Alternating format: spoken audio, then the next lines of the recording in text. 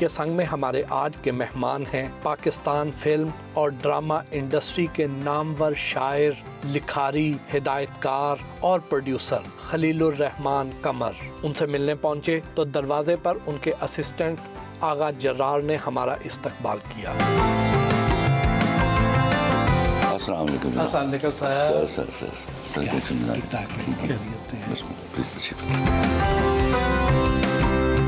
खलील साहब, आपको मौजूदा ड्रामा इंडस्ट्री और फिल्म इंडस्ट्री का अगर दुल्हा कहें तो क्या ये गलत तो नहीं होगा?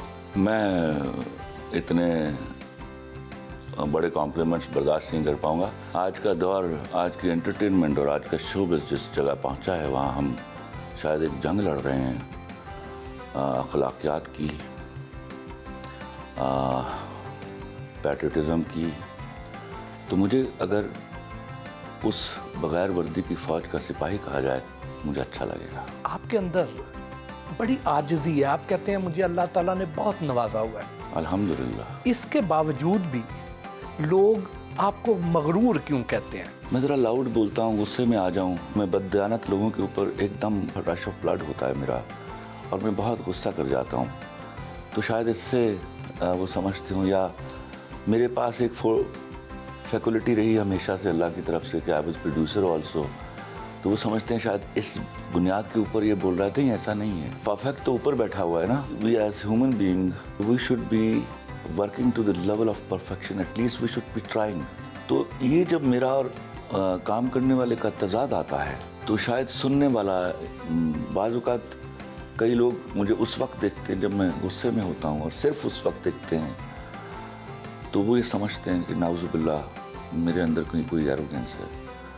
मैं जिस आदमी की सरिश्त में उसकी नवाज़िशें, उसकी मेहरबानियाँ हों, उसकी औकात क्या है कि वो एरोगेंट हो जाए। आपके डायलॉग्स खास से मशहूर होते रहे हैं, जैसे 2 टके की लड़की।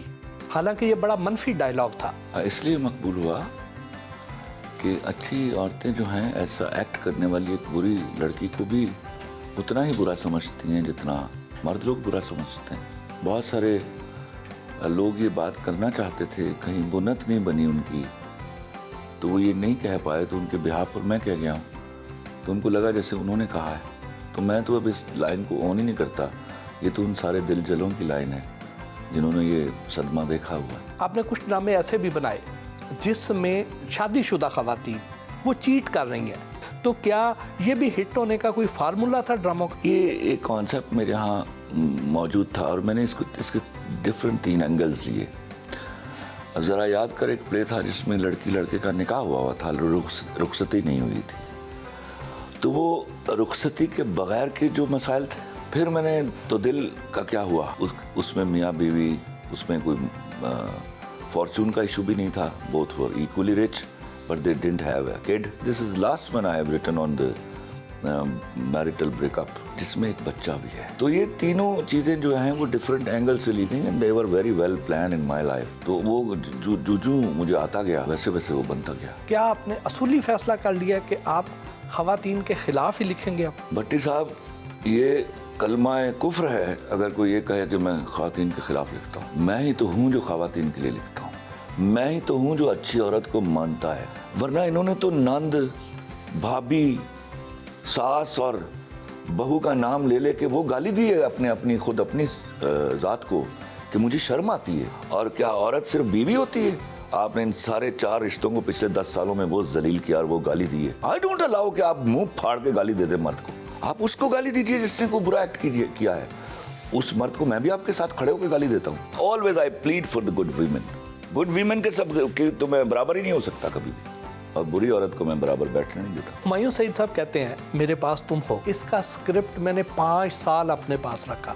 आपने इतना अरसा, आपको कोई और उस किरदार के अहल बंदा मिला ही नहीं? मैं ये ड्रामा पूरा ही नहीं करता अगर हुमायूं और अदनान ना होते। तो ये मेरी जिद थी कि हुमायूं और अदनान करेंगे तो बनेगा, वरना नहीं बनेगा। आपकी सेंस ऑफ ह्यूमर बहुत अच्छी है, लेकिन उसके बावजूद जो स्टोरी लिखते हैं बड़ी ट्रेजिक होती है। कहानी मोहसिन भट्टी साहब दुख की कोख से पैदा होती है, और ज़्यादा हंसने वाला ही ज़्यादा दुखी आदमी होता है। वो हंसता इसलिए है। क्या गम है जो छुपा रहे हो, या तुम इतना जो मुस्कुरा रहे हो, क्या गम है जिसको छुपा रहे हो। बचपन में आपने अपने इर्द गिर्द कैसा माहौल देखा कि जिसने आज के खलीलुर रहमान कमर को तराश खराश के ऐसा बना दिया? मैं गरीब बच्चा था लेकिन मैं लंडे के कपड़े नहीं पहनता था, ये मेरी ईगो का मसला था। भुट्टो साहब का बड़ा फैन था मैं। वो बैन वाला कोट पहनते थे, इफ यू रिमेंबर। तो बैन वाला कोट अगर उस वक्त लंडे से भी मिल जाता तो मैं शायद ले लेता। तो अब्बा को किसी ने सूट का कपड़ा दिया, तो मैंने अब्बा से कहा सूट मत सिलवाइए, मुझे ना आधा कपड़ा दे दीजिए, मैं इसका कोट सिलवाऊंगा। तो मैंने कोट सिलवा लिया। पहन के मैं अब खाला के घर गया हूँ, तो उसने देखते कहा हाँ वे बड़ा सोहना है सूट है, कोट है, किन्ने दा ले आई? मैंने कहा नहीं लिया नहीं, सुआया है। चल वे, मैं कहा नहीं अल्लाह की कसम है मैं सुआया है। फिर मैं एक दूसरे घर में गया, उन्होंने भी देखा बड़ा सोहना कोट है, किन्ने दा ले आई? मैं नहीं लिया नहीं, खुदा की कसम है, अल्लाह पाक की कसम है, सुआया है, चल वे। ये करते करते मैं कोई 4 घरों में फिरा। मैं कभी भी जिंदगी में डिप्रेस होने वाला बच्चा नहीं था। मैं उस दिन डिप्रेस हुआ, मैं घर लौटा वापस, वो कोट उतारा और फिर कभी नहीं पहना मैंने। ये था एक गरीब खलीलुर रहमान कमर। अब एक खलीलुर रहमान कमर है vice president bank of Punjab में और चीफ एग्जीक्यूटिव फर्स्ट पंजाब मुदारबाग। अपने कमरे में बैठा हुआ, मेरा छोटा भाई मेरे पास गुडाउन ऑफिसर था, वो मेरे कमरे में आया तो मैंने उसको कोट पहने हुए देखा। मैंने कहा ये कोट कहाँ से लिया था? कहता भाजी लंडे जो लिया 150 रुपये का। मैंने कहा मेरे ड्राइवर ने लाया तो 2 कोट लाया। 2 घंटे बाद उसने मुझे बताया कि मैं 2 कोट बड़े ऐसे तो भी अच्छे नहीं, मैं गया हूँ ड्राई क्लीनिंग के लिए। 3 दिन बाद बोर्ड मीटिंग थी, मैं बैठा हुआ था, हमारे चेयरमैन थे बैंक ऑफ पंजाब के आसिफ जुमशेद शाह साहब, अगर वो सुन रहे हैं तो उनकी जूतियों को भी मेरा सलाम। वो मुझसे बहुत प्यार करते थे। He touch my collar and asked me बड़ा नाइस स्टफ खलील साहब, कहाँ से लिया? मैं सर 150 रुपये का लंडे जो लिया। क्या बात कर रहे हैं आप? मैंने कहा खुदा पाक दी किस पे सर 150 रुपये का लंडे जो लिया। अरे जाने दीजिए सर। मैं हैरान हो गया यार, मैं उस वक्त भी कस्में खा रहा था, मैं उस दिन भी कस्में खा रहा था। ना उस वक्त मुझ पर किसी ने एतबार किया, ना उस दिन मुझ पर किसी ने एतबार किया। वो मैं सदके और मेरी झूठी दोस्त आई क्या हाल है? शहजादी कैसी है तू? ठीक है। एक कत्ल लिखा है हाथ में। ये लिखे कत्ल। सुनाओ बिस्मिल्लाह। कत्ल है। कत्ल? अच्छा ते मेरा कत्ल तेरे हथों ते डॉक्टर दी वारी बात मैं वहाँ ले जाऊँ। अच्छा जरूरत है तो बचाना। अच्छा मैं आती हूँ, आप फारिग हो जाओ। आपको पहली मोहब्बत बहुत जल्दी नहीं होगी थी? मोहसिन साहब, अगर आपने मेरा सदके तुम्हारे देखा है, आपको एहसास होगा कि वो मोहब्बत ना की गई ना हुई, वो इन बिल्ट थी। बल्कि मैं हमेशा ये चाहता हूँ कि मेरी बेगम भी इस बात को समझ ले, और शायद वो समझ चुकी है। तो मैं 3 साल का था जब मेरे कान में डाल दिया गया था। कहानी तो हमने मायरा खान और अदनान मलिक के साथ की, वो उनकी उम्रें ज़्यादा थी, लेकिन ये जो वाक़या है ये 17.5 साल की उम्र मेरी थी और 15.5 साल की उम्र उसकी थी। वो कुछ होनी थी जिसने होकर रहना था। मैं आज भी दरख्वास्त करूँगा अपनी बेगम से कि वो इस चीज़ को अगर इस तरह समझ ले तो उसका वो गम जो है वो उसके दिल से उतर जाएगा। लोग आपकी कहानी नहीं किरदार डिस्कस करते हैं और बड़े बड़े लाजवाल किरदार आपने तख्लीक किए हैं। बूटा फ्राम टोबा टेक सिंह, प्यारे अफजल, लव लाइफ लाहौर में इतने किरदार, परी पैकर। परी पैकर। तो लोग जब इन्हें डिस्कस करते हैं क्या आप महसूस करते हैं? अच्छा लगता है बहुत। तो इस तरह के किरदार लोगों के अपने होते हैं। कोई बूटा होता है, कोई अफजल होता है, हकीकत के करीब होता है, सच्चाई के करीब होता है, तो उन्हें लगता है कि कोई उनको परफॉर्म कर रहा है, तो वो देख के खुश होते हैं इस बात। यहाँ दोस्त कम और भाई ज्यादा है, क्या आपके साथ भी कोई ऐसा ही तो नहीं? मैं 2 अशार इस पर कह दूंगा। एक चेहरे से उतरती हैं नकाबें कितनी, एक चेहरे से उतरती हैं नकाबें कितनी, लोग कितने हमें एक शख्स में मिल जाते हैं।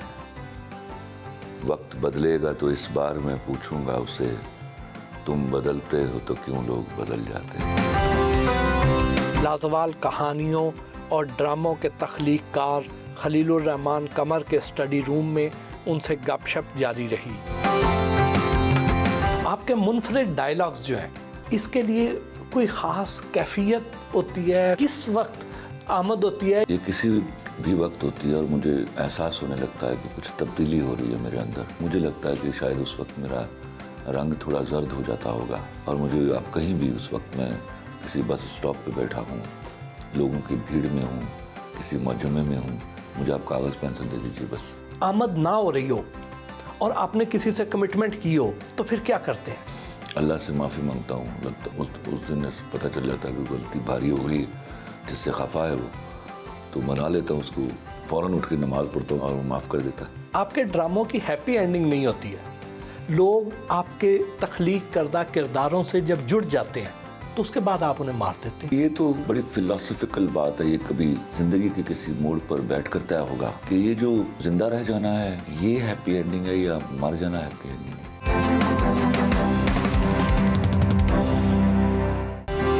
खलीलुर रहमान कमर ने अपनी बेगम रूबी खलील और बेटी नौशाब खलील से भी हमारी मुलाकात करवाई। भाभी, आपको खलीलुर रहमान कमर की समझ आ गई जो ये कहते हैं कि मुझे तो अपनी समझ खुद भी नहीं आती अभी तक? मुझे इनकी समझ आती, मैं इनको अच्छी तरह से समझती ये बड़ा मानी खेल साहब ने जुमला बोला। ये ऊपर से मासूम से लगते हैं, बस अंदर से नहीं, अंदर से नहीं। अंदर से तो काफी मासूम है। माँ जो है ना वो 20, 22, 24, 25 साल तरबियत करती है। बाकी की उम्र जो मर्द जीता है वो बीवी की तरबियत होती है। तो वो इनका तरबियत याफ्ता हूँ मैं। और माँ जो होती है ना अपने बच्चे की भी गलतियाँ माफ़ कर देती है। इसी तरह शौहर भी एक बच्चा होता है जिसको छोड़ा नहीं जा सकता उसकी गलतियों पे, उसे माफ़ किया जा सकता। बहुत शरारतें करते हैं और ये भी करते रहते हैं। गलतियां करने से बाज नहीं आए अभी तक ये? इन्होंने कभी गलती की ही नहीं। उससे हो जाती है। खलील साहब, ड्रामों में जिस तरह की एक आइडियल औरत को पोर्ट्रेट करते हैं, क्या आपने कभी कोशिश की है या आप करती हैं कि आप भी उसी तरह की औरत बने? ये सवाल मुझसे पूछिए, ये वही औरत है। मैं वही औरत हूँ अल्हम्दुलिल्लाह, जिसको ये कॉपी करता है। ये वही औरत। खलील साहब, जब लिखते हैं तो वो क्या इंस्पिरेशन आपसे लेते हैं? जब भी लिखते हैं तो पहले ये हमें सुनाते हैं, फिर हम पहले उस पूरे को खुद एंजॉय करते हैं और कभी कभी रोते भी हैं कि सीन इतना सीरियस होता है। और खलील साहब भी रोते हैं हमारे साथ बैठ के आंसुओं के साथ। अभी लास्ट बाबा ने मुझे कोई 1 हफ्ता पहले मेरे पास तुम हो का लास्ट सीन सुनाया था और अजानें हो रही थी और हम दोनों, बाबा मुझे सीन सुना रहे थे और बाबा रो रहे थे सुनाते हुए और मैं बाबा के साथ रो रही थी और मैंने कहा बाबा यही ख़त्म कर दे। और ये जब बाबा 4 साल पहले लिख रहे थे, रूमी के और हुमायूं के कुछ सीन थे, वो भी बाबा लिखते हुए रो रहे थे। और वो मुझे याद है जब ये बाबा ने मुझे बताया कि मेरे पास तुम हो स्टार्ट हो रहा है, मुझे याद आया कि बाबा ये स्क्रिप्ट वो वाला है जिस पे बाबा रोए थे। बाबा मुसलसल जब भी लिखते थे बाबा ने टिश्यू पकड़ा होता था और बाबा साथ साथ आंखें साफ करते थे। किसी कैरेक्टर पे गुस्सा आया हो कभी? नहीं, मुझे नहीं कभी, मुझे पता है ये लिखा है, अभी काटेंगे तो चेंज हो जाएगा। अच्छा। जिस करेक्टर पर मैं गुस्सा हो ना उसको हम रहने नहीं देते, उसे वैसे ही हम डिलीट कर देते हैं। खलील साहब, अपनी ज़ात में एक अंजमन है, तो ऐसे शख्स के साथ ज़िंदगी गुजारने का तजर्बा कैसा रहा? देखें, खलील साहब आज 20 साल हो गए हैं तकरीबन। इससे पहले खलील साहब बैंकर थे। वो हमारा एक ऑफिसर टाइप था जीने का अंदाज, उसमें और इसमें बहुत ज़्यादा फ़र्क है। उस वक्त खलील साहब हमारे बहुत ज़्यादा क्लोज थे। उस वक्त मैंने कभी किसी औरत के साथ ही जाने दिया। अब बैठी हो साथ आके, कोई भी हो, मैं अब नाम नहीं लेना चाह रही, तो वो आके कंधों पे भी चढ़ के बैठ जाती हैं और मुझे बर्दाश्त करना पड़ता है। इस लाइफ के तकाजे हैं कुछ। अगर हमने किसी के साथ गले मिलना या बात करनी है तो उसके कोई माने नहीं होते। पहले इस बात की इनको परमिशन नहीं थी। परमिशन क्या, लड़की मेरे करीब से गुजरने नहीं देती। अब ये है कि आते ही वो चिपक जाती हैं, करती हैं, तो मैं क्या। ये आप खुशी से कह रही हैं, बेबसी से कह रही हैं? नहीं, मैं बेबस नहीं हूँ कभी। वो अल्लाह माफ़ करे सर। जिस बात में मैं बेबस हूँ ना वो मैं काम करने नहीं देती। जो काम होता है मेरी मर्जी से होता है। अगर जो मैं नहीं ना चाहती फिर खलीलुर रहमान कौन है भाई? माशाल्लाह, सुभान अल्लाह, सुभान अल्लाह। अब सबको पता चल गया मेरी औकात क्या है। नाराज़ हो तो मनाने में पहल कौन करता है? खलीलुर रहमान। जब हमारी नई नई शादी हुई थी तो मैं इनको चंदू जी कहती थी, अब तो मैं खलील साहब कहती हूँ। गुस्से में मुझे खलीलुर रहमान कमर, खलीलुर रहमान कमर कहती हूँ। आपको अंदाज़ा हो जाता है? हाँ जी, अल्लाह के फजल से अंदाज़ा हो जाता है। मैं घर पे पैर रखता हूँ तो मुझे अंदाज़ा होता है, मुझे दरवाज़ा बता देता है तेरे नल की होना है। और नाराज़ी में पहल कौन करता है? देखिए, मैं छोटी बातों पे नाराज़ नहीं होती और जब मैं होती हूँ ना फिर मैं पूरा होती हूँ। तू तो यानी गल कर ही नहीं हो, तू वलियां दे खानदान दी सर सबसे पहले नाराज़ होती है। आपने अपने बाबा से कोई बात मनवानी हो तो आसानी से मान जाते हैं? ये सवाल आप बाबा से पूछे। मैं उर्फ़े आम में लोग जानते हैं कि मैं अपनी बीवी से डरता हूँ, लेकिन मैं सबसे ज़्यादा अपनी इस बेटी से डरता हूँ। मेरी जरूरत ही नहीं है इसको इनकार कर दूँ। आपने खलील साहब से कोई बात मनवानी हो तो आप उनको रिक्वेस्ट करती हैं या अहकामात सादर कर देती हैं कि जी ये काम ऐसे होना चाहिए? जब मैंने खलील साहब से कोई बात मनवानी हो ना फिर मैं हंस के बात करती हूँ, बड़े प्यार से। मैं आपको एक बात बताऊं, मेरी ज़िंदगी घूमती है इसके इर्द गिर्द। मैंने ज़िंदगी में जो कमाया ला के इसकी हथेली पे रख। मनवाता तो मैं हूँ इससे कि चलो यार थोड़े पैसे दे दे मैंने। मेरा इन्फ्लेशन के हिसाब से मेरा खर्चा बढ़ता है, पैसे तो मेरे पास होते ही नहीं, पैसे तो इसके पास होते हैं और उन पैसों का हिसाब भी देना पड़ता है। और उसका मैं इससे मैं हिसाब नहीं ले सकता, मैं अपना हिसाब देता हूँ। And I take pride. तुम कल 3000 रुपये देता सी, 10-3000 का की कीता ही। 3000 नहीं मैं देती, 5 से नीचे नहीं मैं देती, 5-10 देती हूँ। और मैं चाहे 25,000 का नमक ले आऊँ ना, इन्फ्लेशन बढ़ गई है कभी नहीं, तो खर्चा बढ़ गया है। खलील साहब बहुत अच्छे इंसान है, सच्चे इंसान है, खरे इंसान है, झूठ नहीं बोलते। बस कुछ खराबियाँ होती हैं बंदे। हाँ इन्नियां खराबियां ना होंदे मैं तो उत्ते होवां फिर फरिश्तियां दे कोल। बस खलील साहब छोड़ो, ਇਹ ਤੇ मैं अपने आप ਨੂੰ दुनिया ਦੇ मैनेज ਕੀਤਾ है। वेडिंग एनिवर्सरी आपकी सालगिरह याद रखते हैं या नहीं? वैलेंटाइंस डे पे भी मैसेज नहीं मैसेज क्या, कभी कभी फूल भी ला के देते फूल भी लाते हैं। मैं आपको बता रही हूँ ना कि ये बड़े लवर किस्म के शौहर हैं। अल्लाह इनको सलामत रखे, ज़िंदगी दे, इनके बगैर हम कुछ भी नहीं। जैसे खलील साहब तो ड्रामे बनाते भी हैं, बच्चे भी अब तो माशाल्लाह इस प्रोफेशन में हैं, तो आप भी इसमें कोई किरदार अदा करती हैं? जी मैं ड्रेस डिज़ाइनर हूँ। इनकी फ़िल्म भी अब जो वो काफ कंगना बनी है उसमें सब डिज़ाइन मैंने ही बनाए हैं। और इनके ड्रामों में लंडा बाज़ार में जो ये मेयर हुक्म थे, इसके जो जितने इनके कॉस्ट्यूम थे वो सारे मैंने ही बनाए हैं। फिर कौन सा था ड्रामा मरी वाला, तुम यही कहना, उसके सारे कपड़े मैंने बनाए थे। दिल है कि दिया है, सबके मैंने डिज़ाइन किया। मेरा सिर्फ ये है कि ये अपनी मर्ज़ी से काम करते हैं, मैं इनकी मर्ज़ी से काम करती हूँ। मुझे सुबह ऑर्डर होता है कि रात को 4 सूट चाहिए, रात को ये चाहिए, मैं कहता हूँ 4 सूट चाहिए, रात को इतना काम करना है आपने, और मैंने जिस तरह भी करना है मैंने करके देना। ये करके देती है। बेटी के लिए भी आपने को सोचा है कि फ्यूचर में किसी प्रोजेक्ट में आपके साथ होंगी? एब्सोल्युटली, देखिए वो मेरे साथ तो पहले से ही है, शुरू दिन से जब से ये समझदार हुई है। मैं सबसे पहले सीन लिख के इसको सुनाया करता हूँ, और आज भी मैं बहुत सारे कामों में कास्टिंग में इससे मशवरा करता हूँ और टाइटली मशवरा करता हूँ। बाज़ कास्टिंग कैरेक्टर्स के ऊपर नाराज़ हो जाती है कि ये नहीं चाहिए, तो मैं इसकी बात मानता भी सुनता भी, और until I really convince her. और अभी I am just thinking about कि I should reestablish my production house, तो she will be heading that production house इंशाल्लाह। रीमा, आप खलीलुर रहमान कमर साहब के बारे में क्या जानती हैं, क्या कहना चाहती हैं? लंबा धागा और लंबी ज़बान हमेशा उलझ जाते हैं, इसलिए धागा लपेट कर और ज़बान समेट कर रखनी चाहिए। जिस शख्स का नाम खलीलुर रहमान कमर है, अगर इसकी ज़बान समेट दी गई तो फिर जो ख़जाने इसके कलम के ज़रिए निकलते हैं वो फिर उस अंदाज से हम तक नहीं पहुंचेंगे जैसा हम देखना चाहते हैं। मैंने इनके साथ काम किया निकी जई हाँ में भी एज एन एक्ट्रेस, और इनकी लिखे हुए डायलॉग्स मैंने बोले। इनकी सबसे एक अच्छी बात है कि लिखते बहुत अच्छा है, और इनकी सबसे बुरी बात है कि बहुत ही परफेक्शनिस्ट है। जब तक मुतमईन नहीं होते ये दूसरे को कब्र तक पहुंचा देते हैं, चूँकि काम दिल से करते हैं और बहुत अच्छा करते हैं, इसलिए कभी कभी उस काम को करने के दौरान और करने के बाद कुछ ऐसी तुग़यानी इनके अल्फाज में नज़र आ जाती है, कुछ बोलते हुए अंदाज में, तो मेरे ख्याल में उसको इग्नोर कर देना चाहिए, उसको सुनी अनसुनी कर देनी चाहिए, क्योंकि no one is perfect and no one should claim to be one, because perfection is only meant for Allah. ये नहीं कि he is sitting next to मी।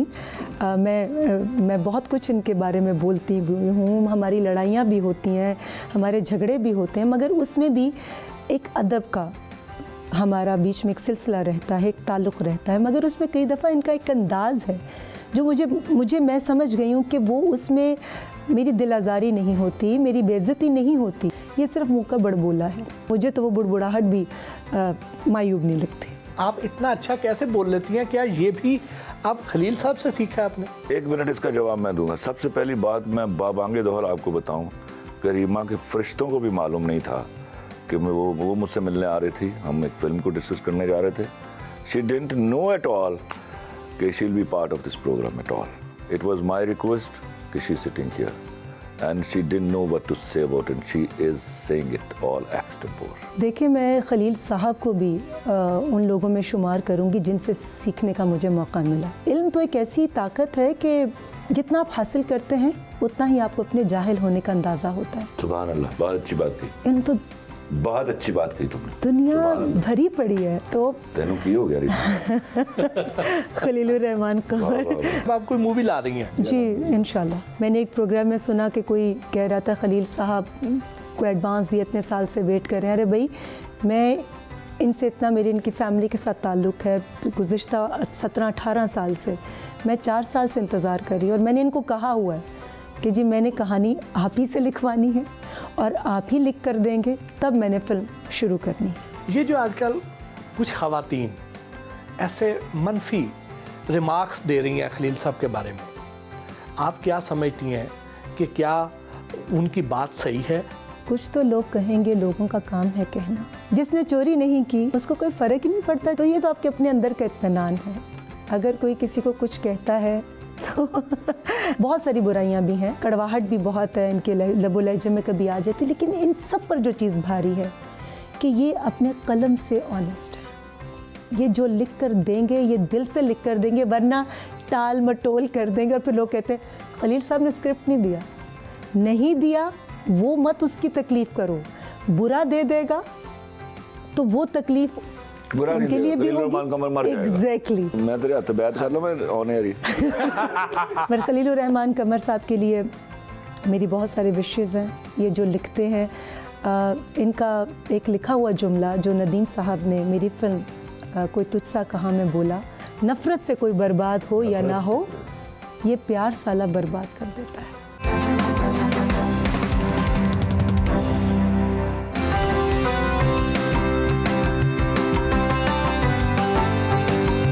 काफ कंगना लगी तो आपके खिलाफ एक भरपूर सी एक कैंपेन चलाई गई, उसकी क्या वजह थी? वो एक साइडेड मूव थी और डिसाइसिव साबित हुई। जो उसके पीछे प्लान था उसमें वो जीत गए और मैं हार गया।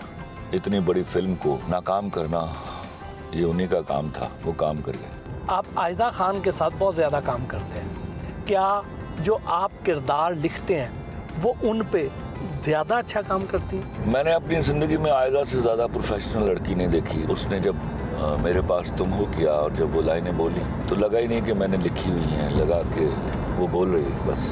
आप खुद राइटर भी हैं, शायर भी हैं, लेकिन आपको कौन से राइटर और कौन से शायर पसंद है? उमैरा अहमद बहुत पसंद है, वो बहुत अच्छी राइटर हैं। और सबसे इम्पोर्टेंट चीज़ ये है कि उसके यहाँ कहानी नहीं, उसके यहाँ थीसिस है। तो मैं राइटर मानता ही उसको हूँ जिसके यहाँ थीसिस होता है। आई कोडली एडमायर हर। तो शायर जो हैं वो आज के दौर में शायद मेरा चूँकि रिसेंटली पढ़ने लिखने से ज़रा ताल्लुक़ कम रहा है, लेकिन कोई उभर कर सामने नहीं आया कि जिसके शेर पर मैं बैत कर लूँ। अदर फराग, रहमान फारिस बहुत आला शायर है। खलीलुर रहमान कमर अपने छोटे भाई एहराज अली मिर्ज़ा समेत कुछ देरीना दोस्तों से मिलने जौहर टाउन में वाक़े अपने पसंदीदा रेस्टोरेंट सारपिनोज पिज़ेरिया गए। कैसा फ़ख्र महसूस करते हैं कि आप खलीलुर रहमान कमर के भाई हैं? 2007 में मेरे अब्बा की डेथ हुई, तब से मेरा भाई लापता। ये इनकी शख्सियत में मैंने बड़ी चेंज देखी, तो वो दोस्ती के रिश्ते में आ गई। मैंने इनके पाँव के ऊपर पाँव रख के चला हूँ, तो मैं नहीं बयान कर सकता कि ये भाई हैं कि बाप हैं। बतौर दोस्त इन्हें कैसा पाते हैं? मेरा ये ख्याल है कि खलील साहब लिखने के लिए ही पैदा हुए, आसदीन उनसे इन्हें महफूज रखे। खलील साहब, लाहौर जो कभी फ़न सकाफ़त का मरकज़ हुआ करता था, अगर आपको मौका मिले तो क्या लाहौर को वो मकाम वापस दिला सकते हैं? मेरे कितने इंटरव्यू हो चुके हैं पिछले कई दिनों में, ये सबसे अच्छा और मुश्किल सवाल किया आपने। मैं बागे दोहल कहता हूँ कि मैं ही वो आदमी हूँ और शायद इस वक्त वो अकेला आदमी हूँ जो लाहौर को वो मकाम वापस दिलवाने की तगद्दुआ कर रहा है। दुनिया में कभी फितरी हब तोड़े नहीं जाते, इस कोशिश में वो कहाँ तक कामयाब होते हैं इसका इंतज़ार कीजिए। आप जब दोस्त इकट्ठे होते हैं तो खलील साहब से किस किस्म की फरमाइशें करते हैं? कभी हम फरमाइश करते हैं कि अपनी कुछ शायरी सुनाएं, या फिर हम आपस में वो गुफ्तगू करते हैं जो दोस्त किया करते हैं। और किसी वक्त कोई लाइन गुनगुना रहे होते तो मैं कहता हूँ चलो पूरा गाना सुना।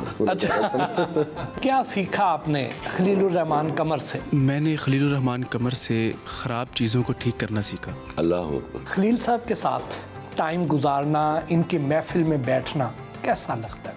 आप जब इनके ड्रामास देखते हैं और इनको हकीकत में देखते हैं तो आपको फ़र्क नज़र नहीं आता, और जितनी खूबसूरती से ये ज़माने की हकीकतों को बयान करते हैं और जिन खूबसूरत अल्फाज के अंदर, उसकी कोई मिसाल नहीं है। आप ज़्यादा वक्त खलील साहब के साथ सबसे ज़्यादा वक्त कौन सी ऐसी बात है जिस पे आपको गुस्सा आता है खलील साहब की? बड़ा अच्छा सवाल है।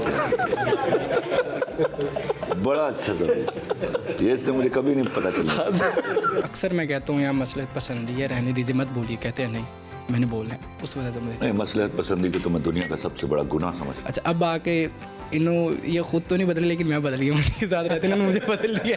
खलीलुर रहमान कमर को आप कैसे डिस्क्राइब करेंगे? एक औरत को औरत से बेहतर जानता है ये शख्स। वो कौन सी ऐसी ख़ास बात है खलील साहब में कि जो आप इतने शॉर्ट नोटिस पे भी इकट्ठे हो जाते हैं, खलील साहब की कुर्बत चाहते हैं? इशफाक साहब हों या मुस्तनसर हुसैन तारड़ साहब हों या कासमी साहब हों या अमजद इस्लाम अमजद साहब हों, उनकी ज़्यादा पहचान होती थी। फिर एक तवील वक्फ़ा आया, इन्होंने वो दौर वापस वो ये लेकर आए हैं। आप भी दोस्त हैं खलील साहब के, तो कैसा इंसान पाया आपने? मेरी नज़र में जो सबसे अहम जो इनके अंदर खसूसियत है वो ये है कि बहुत मुखलिस इंसान।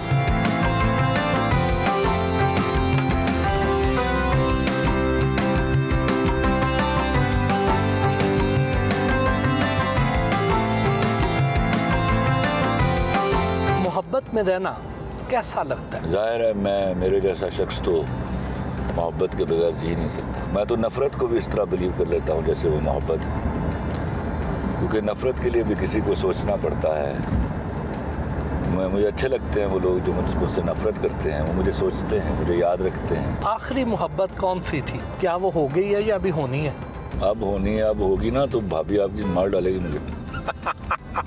नहीं, अब मैंने तय किया है कि उससे ही मोहब्बत करके गुजारा कर लूँगा। अक्सर इंटरव्यूज़ के दौरान आपके हाथ में सिगरेट ज़रूर होता है, तो एक दिन में कितने सिगरेट पी लेते हैं? पहले तो मैं अपने देखने सुनने वालों से बहुत माफ़ी मांगता हूँ कि उनको कभी कभी एतराज़ भी होता है। खुदा के वास्ते मुझे इस हवाले से माफ़ कर दीजिएगा, कुछ कमज़ोरी बन गई मेरी सिगरेट। दुआ कीजिए कि मैं किसी वक्त इससे जान छुड़वा लूँ। सिगरेट मेरे हाथ में हो तो मैं बोल भी अच्छा लेता हूँ और लिख भी अच्छा लेता हूँ। खलीलुर रहमान कमर ने दोस्तों की फरमाइश पर खुसूसी गज़ल नाइट का एहतमाम भी किया।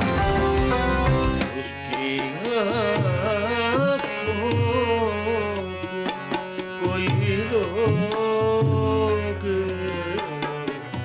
लगाया जाए, फिर कभी नींद को पहलू से उठाया जाए,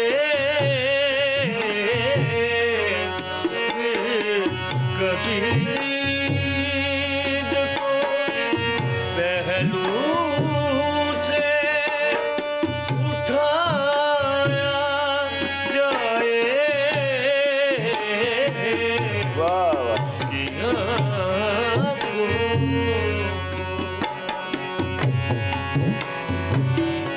जब तुझे भूल गए हैं तो बहुत याद किया, ये सबब है तो तुझे फिर से भुलाया जाए, ये सबब है तो तुझे फिर से भुलाया जाए। वाह वाह वाह वाह वाह। खलील साहब, वो कौन सी गज़ल थी जो एक 9वीं क्लास के बच्चे ने लिखी और उस पे 800 कुछ मिलियन व्यूज़ आ चुके हैं? वो कौन सी गज़ल थी? अच्छा, वो उस गज़ल के 2 अशार शामिल किए गए थे उसके आगाज़ में। अदरवाइज़ वो गाना 2009 में वो मेरा सीरियल था अनसुनी, वो गाना था तेरी आँखों के दरिया का उतरना भी ज़रूरी था, मोहब्बत भी ज़रूरी थी, बिछड़ना भी ज़रूरी था, लफ्ज़ कितने ही तेरे पैरों से लिपटे होंगे, तूने जब आखिरी ख़त मेरा जलाया होगा, तूने जब फूल किताबों से निकाले होंगे, देने वाला भी तुझे याद तो आया होगा, तूने किस नाम से बदला है मेरा नाम बता, किसको लिखा तो मेरा नाम मिटाया होगा, यूं ही कुछ सोच लिया होगा मुकरने का सबब, यूं ही कुछ सोच लिया होगा मुकरने का सबब, फिर मेरा जुर्म भी लोगों को बताया होगा। आप ज़माने से इख्तलाफ करते हैं, लेकिन कोई तो होगा जो आपसे भी इख्तलाफ करता होगा। करते हैं, ये सारी फेमिनिस्ट मुझसे इख्तलाफ करती है, and I love that. Music कैसा पसंद करते हैं? मेलोडियस। कोई ऐसा गाना जो अक्सर आप गुनगुनाते रहते हो? अखियों के झरोकों से मैंने देखा जो सामने, बड़ी दूर नजर आए, बड़ी दूर नजर आए। मेरे हसन साहब के बहुत सारे गाने अनगिनत हैं। हमारी आंखों में आज तक वो मलका तरन्नुम नूरजहां, जुबैदा खानम साहिबा के बहुत सारे गाने, असां जान के मीट ले अख, झूठी मूठी दा पा ले कख, मेरी चुनी दियां रेशमी तंदा, मैं कुट कुट देनी है गन्ना, विच ना तेरी याद ना भुले, दिला ठहर जा यार दा नज़ारा लैन। So many songs. मेरा तेनू सजदा करन नू जी करदा, फिर सोचनी आ तू खुदा ते नहीं। ये मेरी कब्र का कतबा है जी, जो ये सुनाने जा रहा हूँ। मैं ख्वाहिशों के अज़ाब लेकर चला गया,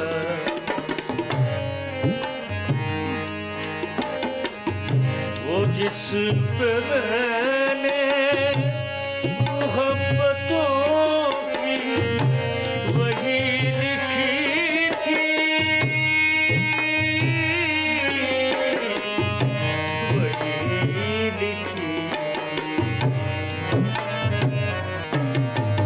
वो एक ममनू किताब लेकर चला गया,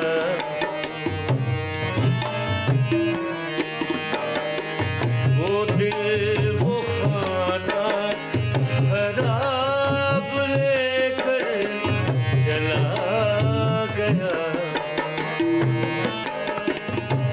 इन्हें कहो के मैं ढूंढने से नहीं मिलूंगा,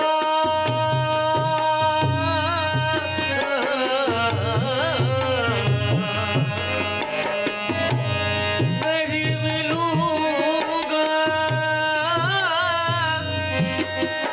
मैं नहीं मिलूंगा, नहीं मिलूंगा, मैं करे तेरा की नकाब लेकर चला गया,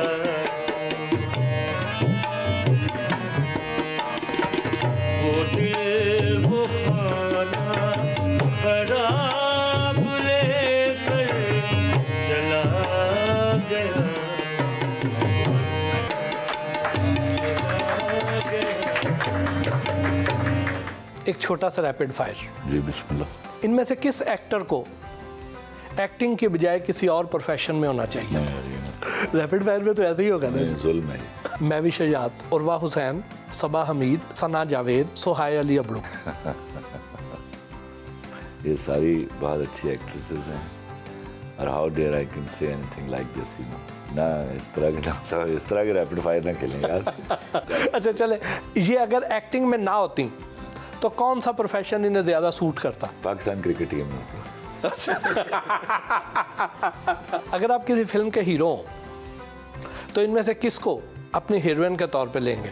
हिरा मानी, सिजल अली, आयज़ा खान, मैवी शजात और माहिरा खान। माहिरा खान। किस सियासतदान को सियासत की बजाय एक्टिंग करनी चाहिए। शेख रशीद, जुल्फी बुखारी, जहांगीर तरीन, शहबाज शरीफ, बिलावल भुट्टो जरदारी। बिलावल भुट्टो साहब को इसलिए नहीं कहूँगा कि ये काम या सिर्फ मर्दों का या सिर्फ औरतों का। शहबाज शरीफ। अगर आपसे कहा जाए कि किसी सियासतदान पर फिल्म बनाएं तो इनमें से किस पर बनाएंगे? जुल्फ़िकार अली भुट्टो। नहीं, इनमें से किसी पर नहीं बनाऊंगा। And I believe after Qaid-e-Azam we had one good leader in Pakistan, that was Zulfikar Ali Bhutto. I would love to make a film on that. इन लोगों के लिए एक एक लफ्ज आपने देना है। Humayun Saeed, Great actor now. हिरा मानी, Wonderful actress. Reema, Very charming friend and a wonderful actress and director. Meera, great friend, a good actress. Ayesha Khan, Wonderful actress. Adnan Siddiqui. Oh, he seems to my new discovery. He's a wonderful actor. He just impressed me in मेरे पास तो।